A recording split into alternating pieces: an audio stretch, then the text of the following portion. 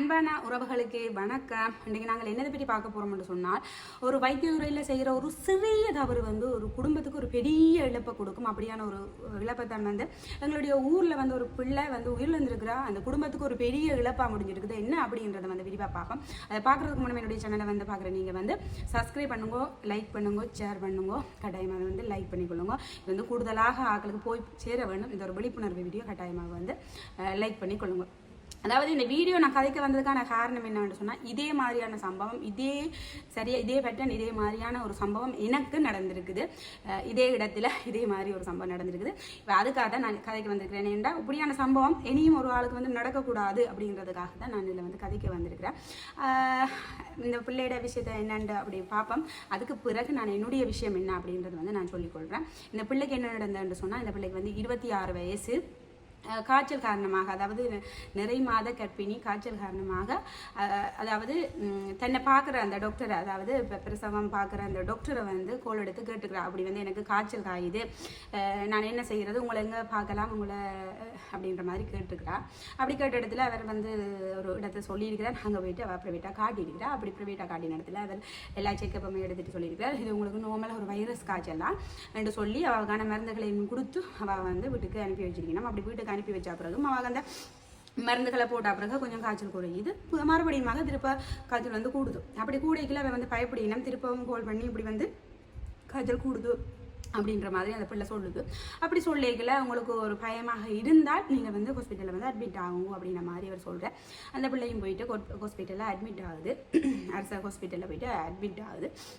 அப்படி போயிட்டு அங்கே இருக்கையில் அங்கேயும் அந்த பிள்ளைக்கு ரத்த பரிசோதனை எல்லாமே நடக்குது. அப்படி இந்த இடத்துல அந்த பிள்ளைக்கு டெங்கு இல்லை ஏதோ ஒரு வைரஸ் காய்ச்சல் அப்படின்ற மாதிரி அங்கே சொல்லினேன். அப்படியே நாட்கள் கடந்து போகுது. அப்படியே கடந்து போய்க்கல அந்த பிள்ளைக்கு அப்படியே இந்த காய்ச்சல் தொடர்ந்து கொண்டே இருக்குது. அதுக்கு பிறகு அந்த நபர்கிட்ட சொல்லினோம், அதாவது அவருடைய கணவரிடம் சொல்லினோம், ஒரு பரிசோதனை ரத்த பரிசோதனை எடுக்க வேணும். அது எங்கள்கிட்ட இல்லை, எங்களோட ஹாஸ்பிட்டலில் அது இல்லை, அதனால் நீங்கள் எங்களுக்கு வெளியால் எடுத்து தருவீங்களா அப்படின்ற மாதிரி அவர் கேட்குற டாக்டர்ஸ் சொல்லினோமாம். அது அவரே சொன்ன விஷயம். அந்த கணவர் ஒரு இதில் மீடியாவில் சொல்லியிருக்கிறார். அதை தான் நான் உங்களுக்கு சொல்கிறேன். அப்போ அப்படி சொன்ன இடத்துல அவர் வெளியால் எடுத்து குடிக்கணும். வெளியால் எடுத்து கொடுத்த இடத்துல தான், அதாவது ப்ரைவேட்டாக ரத்த பரிசோதனை செய்து எடுத்து கொடுத்த இடத்துல டெங்குன்னு தெரியுது. பாருங்க அப்படி இருக்குதுன்னு. அப்போ டெங்குன்னு தெரிஞ்ச பிறகு அதுக்கு பிறகு அவளுக்கான இதுவள் செய்வடையுது. அப்படியே ட்ரீட்மெண்ட் செஞ்சு கொண்டு போயிடும். அவளுக்கான காய்ச்சல் குறையுது. அப்படியே காய்ச்சல் குறைஞ்சு கொண்டு போகைக்குள்ள நல்ல மாதிரி இருக்கிறா, நல்ல மாதிரி கதைக்கிறா. அப்படி எல்லாமே நல்ல மாதிரி போய் கொண்டிருக்குது. அதுக்கு பிறகு ஒரு 2 நாட்கள் கழிச்சா பிறகு அவளுக்கு வயிறு நோகு வலிக்கிட்டுது. கணவரிடையும் சொல்கிறா, எனக்கு இப்படி வயிறு நோகுது அப்படின்ட்டு. என்ன காரணம்னு சொன்னால், அவளுக்கு பிரசவ வலி வந்துடுது. அப்படி வரைக்க கூட அங்கே சொல்லினோமா, அவளுக்கு நார்மல் பிரசவமாகவே அவளுக்கு செய்யலாம், சீசர் வேணாம், நார்மல் பிரசவமாக செய்யலாம் அப்படின்னு சொல்லி அவளுக்கு நார்மல் டெலிவரி செய்யணும்.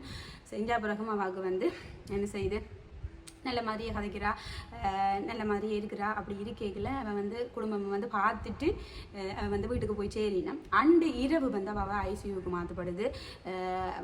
அவங்க குடும்பத்துக்கும் தகவல் கொடுக்கையில் திடீர்னு ஒரு ஆப்ரேஷன் நடக்குது. என்ன அப்படி எதுன்ட்டு அந்த குடும்பத்துக்கு அண்டு இரவு தெரியாது. அதுக்கு பிறகு அடுத்த நாள் போய்க்க தான் தெரியும். என்னத்துக்கு அவங்கிட்ட ஒரு சைனோ இது ஒன்றுமே வாங்கி எடுக்கல.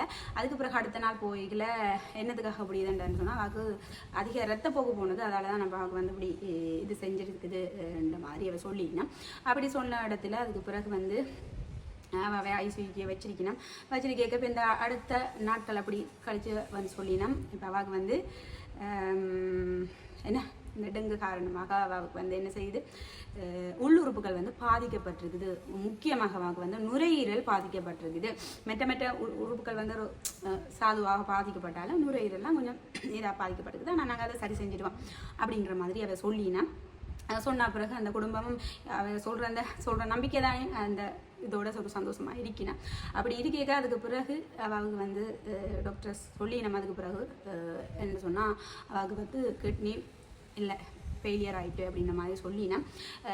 அதுக்கு பிறகு ரத்த சுத்திகரிப்பு நடந்து கொண்டிருக்குது. 2 நாளாக அவள் மயக்க நிலைமையில் இருக்கிறா. மயக்க நிலைமையில் இருந்தால் அப்படியே அவள் இறந்து போகிறான். இதுதான் நடந்த விஷயம். அவளுக்கு ஒரு பெண் குழந்தை பிறந்திருக்கு. அந்த பெண் குழந்தை இப்போ அம்மா இல்லாத நிலையில் இருக்குது. அதாவது ஒரு முறையான ஒரு சிகிச்சை கொடுக்காதால அந்த பிள்ளை உயிரிழந்திருக்குது. இந்த முதலே அந்த டெங்கை கண்டுபிடிச்சி அவளுக்கான ட்ரீட்மெண்ட் கொடுத்துருந்தால் இந்த உயிரிழப்பு நடந்திருக்காதோ, இதில் ஏதோ ஒரு தப்பு இருக்குமோ அப்படின்ற மாதிரி தான் அவருடைய கணவரும் அதில் சொல்கிறேன். அதே மாதிரி தான் எல்லாருமே கூடுதலாக இதில் சொல்கிற விஷயமும் இதுதான். இதில் எனக்கும் இந்த விஷயத்துக்கும் என்ன சம்பந்தம்னு சொன்னால், இதே நிகழ்வு, இதே இடம், இதுதான் நடந்திருக்குது எனக்கு. அதாவது நான் வந்து காய்ச்சல் காரணமாக ஒரு வருஷத்துக்கு முன்னாடி நான் இந்த யூடியூப்பில் ஒரு வீடியோ போட்டிருப்பேன். அதாவது நான் காய்ச்சலில் வந்து ஹாஸ்பிட்டலில் இருந்தது. ஆனால் நான் அது மேலோட்டமாக சொல்லிட்டு முடிச்சிட்டேன். இப்போ உங்களுக்கு சொல்லிக்கொள்கிறேன் என்னென்னு சொன்னால், எனக்கு ஒரு வருஷத்துக்கு முன்னம் ஒரு காய்ச்சல் வருது. அதாவது மட்டக்களப்பை பொறுத்தாலே இப்போ கூட ரெட் அலர்ட்லாம் இருக்குது. என்னென்னு சொன்னால் சிவப்பு எச்சரிக்கை, அதாவது நுழம்பு டெங்கு, அது வந்து எச்சரிக்கை, சிவப்பு எச்சரிக்கைலாம் இப்போ இருக்குது மட்டக்களப்பு மாகாணம். அப்போ ஒவ்வொரு வருஷமும் ஏதோ ஒரு இடத்துல டெங்கு வந்துடும். அப்படித்தான் போன வருஷம் எனக்கு டெங்கு வந்தது. அப்படி டெங்கு வரையில் எனக்கு வந்து 3 நாளாக வந்து காய்ச்சல் காயுது. அப்போ 3ஆவது நாள் எனக்கு வந்து நான் அது தடிமனோட சேர்ந்து வந்த காய்ச்சல் அப்படின்றபடியாக நான் வந்து பெருசாக எடுத்துக்கொள்ளல. தடிமன் காய்ச்சல் நானே அப்படி தான் எல்லாருமே நினைச்சுக்கொள்றது. அப்படி நான் நினைச்சிட்டு நான் பேபியாமல் விட்டுட்டேன். 3 நாள் ஆகுது. எனக்கு கை கால் குத்துதும், இருமலும் வேறு, மூச்சு எடுக்க கொஞ்சம் சிரமம் மாதிரி இருக்குது. அப்போ நான் என்னுடைய கணவர் என்ன பேசுகிறேன், நீ போயிட்டு ஏன் நான் போகையில் ஹாஸ்பிட்டலுக்கு போகலை என்ற காரணம் என்னென்னு சொன்னால், எனக்கு அந்த நேரத்தில் என்னுடைய மகன் வந்து 2 வயசுலேயும் என்னுடைய மகளும் வந்து ஒரு 4 வயசில் அப்படி இருந்தவ, 2.5 வயசும் 4.5 வயசு அப்படிலே இருந்தவ. அப்போ அவையை விட்டுட்டு போயிட்டு ஹாஸ்பிட்டலில் நிற்க இல்லாத நிலைமை எனக்கு. அதால் நான் ஹாஸ்பிட்டலுக்கு போகலை. அது ஒரு தடிமன் காய்ச்சலாக தானே இருக்கும்போது ப்ரைவேட்டாக போயிட்டு பார்த்துட்டு வந்துட்டேன். ப்ரைவேட்டாக போயிட்டு என்னுடைய கணவர் சொன்னது, நீ வந்து ஒருக்கா இருக்கு டெங்கா இருந்தாலும் நீ வந்து ஒருக்கா எடுத்து பாரு அப்படின்ற மாதிரி சொல்ல, நான் டெங்குக்கான பிளட் கவுண்ட் கொடுத்து அதை எடுத்து பார்த்தா எனக்கு வந்து, அதாவது 3 நாளையில் எனக்கு வந்து அது நோமலில் தான் இருந்தது, அதாவது டெங்கு காட்டையில். அப்போ நான் வந்து அதுக்கு பிறகு வீட்டை வந்துட்டேன். அதுக்கு போனதுக்கு காரணம் என்னென்னு சொன்னால், அன்று வந்து எனக்கு சளியோடு சேர்த்து ரத்தமும் வந்தது. அந்த ஒரு இதில் தான் என்னுடைய கணவர் அதை பயப்பட்டது. அப்படி பயப்பட்ட நேரத்தில் தான் என்னுடைய கணவர் போயிட்டு எதுக்கும் பாரு, டெங்குக்கும் இப்படி வந்து ரத்தம் வரும், நீ போயிட்டு பாரு அப்படின்னு சொன்னது. நான் போயிட்டு ப்ரைவேட்டாக பார்த்துட்டு வந்தேன். நான் ஒன்றுமே இல்லை, வந்துட்டேன். அண்டி இரவு இடங்கில்ல தானியோடு எல்லாம் படுத்திருக்கிறேன். கை காலெல்லாம் உழைஞ்சு குத்துது, அப்படி உழைவு. திடீரென்று இரவு போல் ஒரு மணியிலேருந்து ஒரே சக்தி, எனக்கு அது நிப்பாட்டி இல்லாத சக்தி, தலை சுத்தம். அவ்வளவுத்துக்கு துடிச்சு போனேன்னா ஹாஸ்பிட்டலுக்கே போக மாட்டேன் அப்படின்னு அடம் பிடிச்சேன்னா, என்ன ஹாஸ்பிட்டலில் கூட்டிகிட்டு போய் எனக்கு எதுவும் நடக்க போகுது, என்ன பிள்ளைகள் பாவம் அப்படின்ற மாதிரி நான் யாருங்கிட்ட சொல்கிறேன். அந்த 2 மணி இரவு போல் என்னை வந்து ஹாஸ்பிட்டலுக்கு கூட்டிகிட்டு போயினோம். கூட்டிகிட்டு போன இடத்துல என்னை கொண்டு போன உடனே வந்து சக்திக்கான ஒரு ஊசியை போடினோம். அதுக்கு பிறகு என்ன வந்து என்ன செய்யணும், ஹாஸ்பிட்டலில் அட்மிட் ஆகினோம். அப்படி ஆகியங்களை நான் அந்த இடத்துக்கு போய்களை ஒரு மிஸ் எனக்கு சொன்ன வார்த்தை என்னென்னு சொன்னால், விடிய வந்திருக்கலாம் தானே, இப்படி 2 மணிக்கு வாரது அப்படின்ற மாதிரி ஒரு வார்த்தையும் அதில் கேட்கப்பட்டது. அதுக்கு பிறகு அப்படியே போயிட்டு நான் அட்மிட் ஆகுறேன். அங்கேயும் எனக்கு பிளட் எடுக்கணும். அதாவது முதல் நாள் பிளட் எடுக்கிறேன், அடுத்த நாள் மறுபடியுமாக வந்து திரும்ப பிளட் எடுப்படுது. அங்கே இது வந்து ப்ரைவேட்டாக எடுத்தது. அடுத்த நாள் ஹாஸ்பிட்டலில் எடுக்கணும். ஹாஸ்பிட்டல் எடுத்து பார்த்தா அது வந்து நோமல், ஏதோ உங்களுக்கு ஒரு வைரஸ் காய்ச்சல் போல தான் அப்படின்ற மாதிரி தான் சொல்லினேன். சரின்னு சொல்லி நானும் மாறுதல் படுத்தி கொண்டு இருக்கிறேன். ஆனால் என்ன கைகால் குத்து தாங்கி இல்லாத சக்தி, இந்த 2ம் எனக்கு இருந்து கொண்டே இருக்குது. அதுக்கு பிறகு அப்படியே நாட்கள் கடந்து போகுது. 1 நாள் இல்லை 2 நாள் இல்லை, அப்படியே கடந்து போகுது. ஒரு கிழமையாக ஹாஸ்பிட்டலில் இருக்கிறேன். எனக்கு வந்து உள்நாட்டு செக்கப் எல்லாம் அடிக்கணும். அதாவது எஸ்ரே முதல் கொண்டு எடுத்தவன். அதாவது எனக்கு நெஞ்சடி நோக்கு வலிக்கிட்டுது, அதால் நெஞ்சு நோக்குது அப்படின்ற மாதிரி நான் டாக்டருக்கு சொல்லியிருந்தேன். நான் எஸ்ரே முதல் கொண்டுச்சு எல்லா ரிப்போர்ட்டும் எடுத்திருந்தது. இதே மாதிரி தான் எனக்கு வந்து இது இல்லை, ஒரு பரிசோதனை எடுக்கணும், வெளியில் தான் எடுக்கணும் அப்படின்னு சொல்லியிருந்தவன். அதுக்கு பிறகு அப்படியே 7 நாட்கள் கடந்த போது எனக்கு பக்கத்தில் இருந்தவா அவரால் வந்து இறந்து போகிறா. எனக்கு அதோட இன்னும் பயம் வந்துட்டு, 7 நாளாக ஒரு காய்ச்சல் இருந்து கொண்டே இருக்குது, குறையுதும் இல்லையா, சத்தியமாக இருக்குது அப்படின்ற சத்திக்குள்ள போட்டால் மட்டும்தான் அந்த சத்தி இல்லாமல் இருக்கும். மறுபடி சத்தி இருந்து கொண்டே இருக்கும். அதே மாதிரி கைகால் குத்தி கொண்டே இருக்கும், முதுகு குத்தி கொண்டே இருக்குது, நித்திர கொள்ளி இல்லாது அப்படி ஒரு நிலைமை. பிள்ளைகளை நினைச்சு ஒரு கவலை மாதிரி அந்த அக்கா பக்கத்தை செத்த உடனே எனக்கு இன்னும் கவலையாக போயிட்டு அளவலிக்கிட்டுட்டேன். அப்போ அடுத்த நாள் வந்து அந்த டாக்டர் சொல்கிறார், உங்களுக்கு வந்து சில இது வந்து செய்ய வேணும், அது வந்து இங்கே அதுக்கான இது வந்து இல்லை, அதாவது ரத்த பரிசோதனை மற்ற ஸ்கேன் எல்லாம் வந்து உங்களை செய்ய வேணும், இங்கே வந்து அதுக்கான இது வந்து இல்லை. அதால் வந்து நாங்கள் உங்களை வந்து மட்டக்களப்பு ஹாஸ்பிட்டலுக்கு இதை போகிறோம், நீங்கள் மட்டக்களப்பு ஹாஸ்பிட்டலில் போயிட்டு அந்த செக்கப் எல்லாத்தையும் செஞ்சு வரவங்க அப்படின்ற மாதிரி தான் சொல்லிட்டு, நம்மளுக்கு என்ன வருத்தம் பண்ணே கண்டுபிடிக்க எல்லாமே இருக்குது, அதனால் உங்களை மட்டக்களப்புக்கு தான் ஏற்ற வேணும், இந்த இதெல்லாம் வந்து எங்கள்கிட்ட செய்கிறதுக்கான இது வந்து இல்லை அப்படின்னு சொல்லி தான் என்ன செய்யணும், மட்டக்களப்புக்கு ஏற்றுறதுக்கு சொல்லினா நான் உடனே அளவலிக்கிட்டேன். யாருனுடையும் என்னுடைய கணவருடையும் வந்து நான் அதை சொல்கிறேன், என்ன ஒரு இதுவுமே இல்லை, என்ன வருத்தமுடையுமே கண்டுபிடிக்கல என்ன அப்படின்னு சொல்லி அழகு தான் என்னுடைய கணவர் சொல்கிறேன், காசு போனாலும் பரவாயில்ல ப்ரைவேட்டுக்கு போயிட்டு பார்ப்பேன் அப்படின்ற மாதிரி என்னுடைய கணவர் அதில் சொல்லிக் கொடுக்குறேன். ப்ரைவேட்டாக போகிறேன்னா ப்ரைவேட்டாக போயிட்டு அதாவது அண்டு சரியான சக்தி என்று சொன்னால் எனக்கு வந்து அந்த கூட செய்ய மாட்டேன் தெரியல சக்திக்கான சரியான சக்தி சாப்பாடு வந்தது எனக்கு அதை கூட சாப்பிட முடியாத அளவுக்கு எனக்கு சக்தி என்ன செய்கிறேன்னு சொன்னால் சதி எடுத்துட்டு தான் அதாவது ப்ரைவேட் இதுக்கு வந்து போய் சேர்றேன், ப்ரைவேட் வைத்தியசாலைக்கு போயிட்டு சேர்றேன். அங்கே போயிட்டு இருந்தால் எனக்கு உடனே வந்து இரத்த பரிசோதனை செய்யப்படுது, எல்லாமே உடனே எனக்கு செய்யப்படுது, எல்லாமே இங்கே சொன்ன எல்லா இது வந்து அங்கே எடுபடுது. இரத்த பரிசோதனை எடுத்த உடனேயே எனக்கு வந்து அதாவது காலமே நான் போனது பின்னேரம் எனக்கு வந்து காய்ச்சல் நின்றுடுது, சக்தி நின்றுடுது, அவ்வளவு காலமும் அந்த ஹாஸ்பிட்டலில் இருந்த விஷயங்கள் எல்லாமே நின்றுடுது, கை கால் குத்துளைவு எல்லாமே நின்றுடுது. பின்னேரம் அதாவது இரவு போல் ஒரு 6 மணி 6:30 போல் எனக்கு ரிப்போர்ட் வந்துட்டுது. மதியமே சொல்லிட்டினோம் இதுதான் விஷயம் உண்டு. இரவு போல் என்ன அப்படின்றது முழு விவரமாக சொல்லிட்டினா என்ன டெங்கு தான் எனக்கு 60 வந்து நிற்கிது டெங்கு எனக்கு. அது வரைக்கும் அங்கே செக் பண்ணி பார்க்கல, இங்கே வந்து பார்த்தா 60 நிற்கிது. 60ன்றது இவ்வளவு குறைவு அப்படின்றத யோசிச்சு பாருங்க. 60 நிற்கிது. எனக்கும் சரியான ஒரு பயமாக போயிட்டு நான் டெங்கு இல்லைன்னு சொல்லி அதாவது டெங்கு அப்படின்னு சொன்னால் சில விஷயங்கள்ல கவனமாக இருக்க வேணும், நடக்கக்கூடாது. அதே மாதிரி தண்ணி வந்து ஒரு அளவு இருக்குது, அந்த லிமிட்டுக்கு தான் குடிக்க வேணும். மற்றது வந்து இது வந்து செக் பண்ண வேணும், பாத்ரூம் வந்து ஒரு அளவு இது வந்து தருவினா அதில் வந்து செக் பண்ண வேணும். அதே மாதிரியாக வந்து அதுக்கு நிறைய விஷயங்கள் இருக்குது, குளுக்கோஸ் ஏற்றி நம்ம எங்களோட உடம்புல தனித்தன்மை இருக்க வேணும்ன்றதுக்காக. அதுவும் ஒரு வைரஸ் தானே டெங்கு அப்படின்னு சொல்லுவோம், அதுவும் ஒரு வைரஸ் தான். அப்போ அந்த வைரஸ் தன்மை அளிக்கிறதுக்கு தண்ணி, அதுக்கு வந்து மருந்தை விட தண்ணி தான் முக்கியம். அப்போ இதுக்கான டெங்குக்கான ட்ரீட்மெண்ட் செஞ்சால் தான் அந்த என்ன சொல்கிற அந்த வைரஸ் வந்து குறைஞ்சு போகும். ஆனால் இது வந்து எனக்கு ஒரு பிந்தி சொன்னதால் என்னுடைய கணவர் இதுக்கான பழங்கள் அதாவது ரத்த வீதம் குறைவாக இருக்கும் பழங்கள் நல்லா சாப்பிட வேணும். அதே மாதிரி என்ன சாப்பிட்டா ரத்தம் கூடுமோ அந்த இதை வந்து நாங்கள் சாப்பிட வேணும். அதே மாதிரி ஈரல் எல்லாம் கொண்டு வந்து இது தெரிஞ்ச உடனடியாக என்னுடைய கணவர் பழங்களை கொண்டு வந்து அப்படியே கொண்டு வந்து இந்த இதை சாப்பிட்டு வயிற்றுக்குள்ள இடம் இல்லாமல் இருந்தாலும் சாப்பிட்டு தந்து கொண்டே இருந்தார். அதே மாதிரி ஈரல் மணி கொண்டு வந்து தந்து கொண்டே இருந்தார். அதே மாதிரி எனக்கு வந்து எந்த நேரமும் குளுக்கோஸ் சரி கொண்டே இருந்தது. என்ன இருந்த இடத்த விட்டு ஒழுப்பவே இல்லை, அப்படியே இருந்தால் தான் 60க்கு வந்துடுது. அதுக்கு பிறகு அடுத்த நாள் இரவு டாக்டர் வாரேன் வந்து எனக்கு ஏதாவது சொல்கிறார். கொஞ்சம் அது வரைக்கும் சந்தோஷமாக இருந்தார். டாக்டர் வந்து அண்டு சொல்கிறார் என்னன்னு சொன்னால், உங்களுக்கு ரத்தம் ஏற்றுறதுக்கு பிரச்சனை இல்லையா, விளையாட்டின் ரத்தம் ஏற்றுறதுக்கு உங்களுக்கு பிரச்சனை இல்லையா அப்படின்னு சொன்னால் உங்களுக்கு ஏற்ற வேணும் அப்படின்ற மாதிரி சொல்கிறார். என்னென்னு சொன்னால் எனக்கு இன்னும் ரத்தம் 50 குறையுது, அதாவது 30 அப்படின்னு சொன்னால் ஏற்றி வேணும் அப்படின்ற மாதிரி ஏதோ சொன்னதை. அப்போ எனக்கு இன்னும் குறையுது. அப்போ எனக்கு கேட்கணும் உங்களுக்கு யாராவது நீங்கள் பாசிட்டிவ் உங்களுக்கு யாரும் தரக்கூடிய யாரும் இருந்தால் சொல்லுங்கள், இல்லாட்டி நாங்கள் இப்படி இதில் சொல்லி உங்களுக்கு எடுத்து உங்களுக்கு இதண்ட வேணும் அப்படின்ற மாதிரி சொல்லினா நாளைக்கும் ஒரு டெஸ்ட் எடுத்து பார்த்துட்டு உங்களுக்கு ரத்தம் ஏற்றுறதை பற்றி யோசிப்பம் அப்படின்னு சொல்லிட்டு போயிட்டார். அடுத்த நாள் விடிய டெஸ்ட் அடிக்க நம்ம விடிய காத்தாலேயே அது பிறகு ரிப்போர்ட் வருது. மதியமே ரிப்போர்ட் வந்துட்டு மதியம்னு சொல்லிடாது, ஒரு எடுத்த ஒரு 2 மணி நேரத்தில் வந்தது ரிப்போர்ட். என்ன அதிர்ஷ்டவசமாக எனக்கு வந்து பிளட் கூடிட்டு இருக்குது. அப்படி கூடின உடனே எனக்கு வந்து பிளட் ஏற்றல.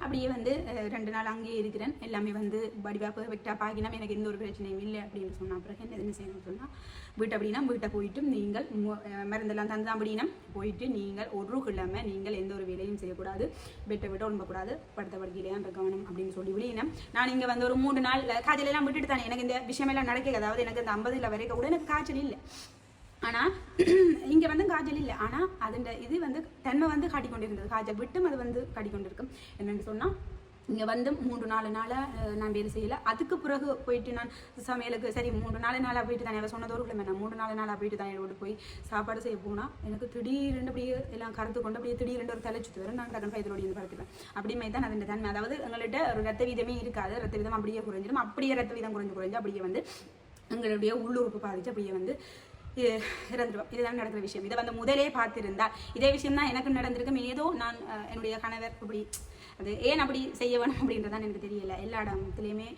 ஒரே மாதிரியாக வேலை செய்ய வேணும். ஒரு இடத்துல காசுக்காக அப்படி வேலை செஞ்சுட்டு ஒரு இடத்துல இது தானே அப்படின்றதுக்காக அப்படி வேலை செய்கிறேன் இருக்கக்கூடாது. இப்படி இது ஒரு கடவுள், அதாவது என்ன இறைவனுக்கு அடுத்ததாக வந்து உண்மையிலேயே கடவுளாக நாங்கள் போற்றுவதால் வந்து இதை தான் இப்போ வந்து ஒரு சின்ன விஷயத்தில் கூட ஒரு பிளவிடாமல் இருக்க வேணும் என்று சொன்னால் ஒரு சின்ன ஒரு பிளை வந்து ஒரு குடும்பத்தையே சீரழிச்சிடும். அப்படித்தான் இந்த பிள்ளையோட நிலைமையும், இந்த 26 வயசு பிள்ளையோட நிலைமையும். அந்த பிள்ளை வந்து ஒரு பட்டதாரி. அந்த பிள்ளை எவ்வளவோ கனவுகளோட படிச்சிருக்கும், எவ்வளவோ கனவுகளோட வாழ்ந்து இருக்கும். அந்த பிள்ளைக்கு வந்து ஒரு பெண் குழந்தை பிறந்திருக்கு. அந்த கணவர் வந்து நினைச்சு நிற்கிறார். அந்த கணவர் வந்து ஒரு சோகத்தோட நிறைந்த மாதிரி ஒரு பேட்டி வந்து கொடுத்துருக்கிறார் சமூக வலைத்தளங்களுக்கு. இதுதான் நடந்த விஷயம் அப்படின்றத வந்து அவர் சொல்லியிருக்கார். அது எங்கட ஊரில் அப்படி ஒரு நிகழ்வு நடந்திருக்குது, இதே நிகழ்வு எனக்கு நடந்திருக்குது அப்படின்ற வழியை தான் நான் இந்த வீடியோவை போட்டுக்கொள்கிறேன். அப்படியான நிகழ்வு இப்படி எத்தனை பேருக்கு நடந்திருக்கலாம். இனியும் இப்படி ஒரு நிகழ்வு நடக்கக்கூடாது. உண்மையிலேயே டெங்கு வந்தால் எல்லாருமே இறந்து போடுவினம் அப்படின்றது இல்லை. நான் முந்தைய அப்படி தான் பயந்தேன். அதுக்கான ட்ரீட்மெண்ட், அதாவது முதலே கண்டறிஞ்சு அதுக்கான ட்ரீட்மெண்ட்டை கொடுக்குறது இல்லை. எல்லாருமே இதுலேருந்து, அதாவது ஒரு சின்ன ஒரு தவறால் தான் இப்படி உயிரிழந்து போகிறதை ஒழிய மற்றபடி டெங்கால உயிரிழந்து போகிறோம் இல்லை. அதாவது நாங்கள் சரியாக தண்ணி குடிக்கிறோம், சரியாக எங்களுக்கான ட்ரீட்மெண்ட் நடக்குது, சரியாக நாங்கள் சத்தான உணவுகளை நாங்கள் எடுக்கிறோம் அந்த டைமில் அப்படின்னு சொன்னாங்க. அதாவது ரத்தம் ஊறுறதுக்கான உணவு, அதாவது கிரேப் சாப்பிட சொல்லிடணும் அந்த டைமில். என்னடா இது இரும்பு சத்து இருக்குது, கிரேப் சாப்பிட சொல்லிடணும், ஈரல் சாப்பிட சொல்லிடணும். அப்படி மாதிரி நாங்கள் இப்படி சாப்பிடையில் அந்த ரத்த வீதம் கூடும். அதே மாதிரி நாங்கள் வந்து நடக்கக்கூடாது, இதில் ஒரே விஷயம் வேலை செய்யக்கூடாது, நடக்கக்கூடாதுங்க அப்படின்னு சொன்னால் இதில் புரிஞ்சோண்ட விஷயம் நான். அதுதான் ஒரு என்ன சொல்கிறேன், இந்த முதலே கண்டறிஞ்சிருந்தால் இந்த பிள்ளை உயிர் தப்பி இருக்கும். எனக்கும் அந்த ஒரு 2 நாள் அவகாசம் தான். அந்த 2 நாள் அவகாசத்திலேயே நான் இதை கண்டறியாமல் விட்டிருந்தால் நானும் இந்த நேரம் உயிரோடு இருந்திருக்க மாட்டேன். நான் இப்படி ஒரு முடிவெடுத்து வெளியால் போய் பார்த்த இடத்துல தான் எனக்கு இப்படின்றது தெரிந்தது. ஏன்னா அதை ஒரு கேர்லெஸ்ஸாக ஒருக்கா மட்டும் எடுத்துட்டு அது டெங்கு இல்லைன்னு முடிவு செய்கிறது, ஒரு 2-3 தரம் எடுத்து பார்க்கணும். நான் அறிஞ்ச வரைக்கும், கேள்விப்பட்ட வரைக்கும், நான் பார்த்த வரைக்கும், அதாவது டெங்குன்றது வந்து 3 நாளையில் வந்து டெங்கு தான் அப்படின்றது வந்து தெரியாது. அது போக போக தான் அந்த இது வந்து ரத்த வீதம் வந்து குறைஞ்சு போகும். அப்படின்னு ஒரு 5 நாளையில் தான் ரத்த வீதம் குறைஞ்சு காட்டும். அது வரைக்கும் காட்டாது. அப்படித்தான் எனக்கு வந்து நம்ம வீடை வந்து செய்கிறீங்களா ஒரு 10 நாளாக போயிட்டு அப்படித்தான், அதாவது ஒரு சின்ன ஒரு தவறால் அப்படி ஒரு உயிர் போயிருக்குது. அது எங்களுக்கு ஒரு சின்ன ஒரு அத்தை அந்த பிள்ளை உயிரிழந்துட்டாவே அப்படின்ற மட்டும் நாங்கள் அந்த இடத்துல மட்டும் கவலைப்பட்டுட்டு போகிற ஒரு விஷயம். ஆனால் அந்த குடும்பத்துக்கு அவ்வளோ ஒரு பெரிய காலம் ஃபுல்லாகவே ஒரு மனவேதனையை கொடுக்குற ஒரு விஷயம், ஒரு சின்ன ஒரு தவறால். இப்படியான தவறுகள் வந்து உண்மையிலேயே இதண்ட வேணும். அதுக்கு வந்து அந்த சட்டங்கள் வந்து நல்ல ஒரு இதாக வர வேணும். அதாவது இப்படி ஒரு அரச தொழிலில் இருக்கிறவங்க வந்து ப்ரைவேட்டாக போயிட்டு பார்க்கக்கூடாது. அப்படி இப்படின்ற ஒரு சட்டங்கள், ஒரு நல்ல சட்டங்கள் வந்து இப்படி செஞ்சால் எல்லாம், இப்படி தப்புகள் செஞ்சால் எல்லாம் அவைக்கான தண்டனை கொடுக்கப்படும் அப்படின்னு சொன்னால் அப்படியான தப்புகள் வந்து நடக்காது அப்படின்றதான் என்னுடைய கருத்து. அந்த அண்ணாவுடையோ இல்லாடி அந்த தம்பியுடைய வீடியோவை நீங்கள் பார்த்துருப்பீங்க. என்ன சொல்கிறது, ஒரு மனவேதனையை அளிக்கக்கூடிய ஒரு வீடியோவாக இருந்தது. உண்மையிலேயே அந்த பிள்ளையோட ஆத்மா சாந்திரியாக நான் பிரார்த்திக்கிறேன். நீங்களும் பிரார்த்தித்து கொள்ளுங்க. உடனே அந்த விஷயம் நன்றி, வணக்கம்.